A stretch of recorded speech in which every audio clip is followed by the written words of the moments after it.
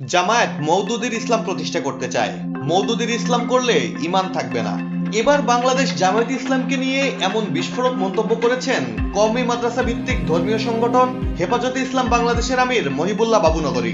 जमात इस्लामी के इस्लाम और निज़ाम इस्लाम पार्टी के इस्लाम एक नहीं है, दो है।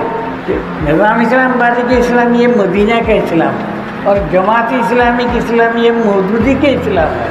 সোমবার চট্টগ্রামের ফটিকছড়ি উপজেলার নাজিরহাটে আয়োজিত এক আলোচনা সভায় মহিবুল্লাহ বাবুনগরী জামায়াতের সমালোচনা করে এ মন্তব্য করেন। সেখানকার স্থানীয় একটি কমিউনিটি সেন্টারে এ সভার আয়োজক ছিল বৃহত্তর ফটিকছড়ির ওলামা মাশায়েখগণ। হেফাজতের আমির তার বক্তৃতায় বলেন, জামায়াতে ইসলামীর ইসলাম হলো মওদুদির ইসলাম, আর আমাদের ইসলাম হলো মদিনার ইসলাম।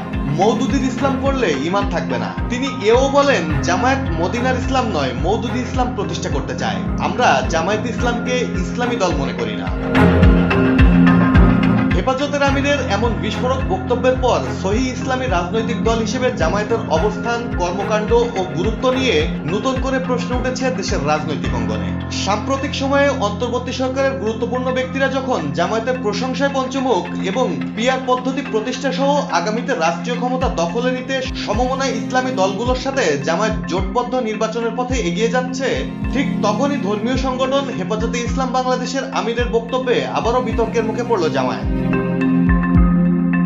উল্লেখ্য, হেফাজতে ইসলাম বাংলাদেশে ইসলাম ধর্মের প্রচার ও সুরক্ষার জন্য কাজ করে। তারা বিভিন্ন সময়ে বিভিন্ন বিষয়ে সরকারের কাছে দাবি দাওয়া পেশ করলেও জামায়াত বা অন্য রাজনৈতিক দলের মতো সরাসরি নির্বাচনে অংশ নেয় না বা সরকার গঠনের চেষ্টা করে না।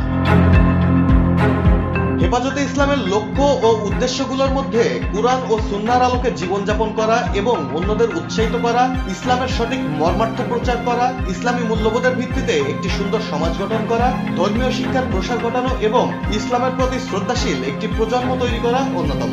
2021 সালে জুনাইদ বাবুনগরীর মৃত্যুর পর থেকে হেফাজতে ইসলামের নেতৃত্ব দিচ্ছেন আমির মহিবুল্লাহ বাবুনগরী। ডেস্ক রিপোর্ট, জয় জয় দিন।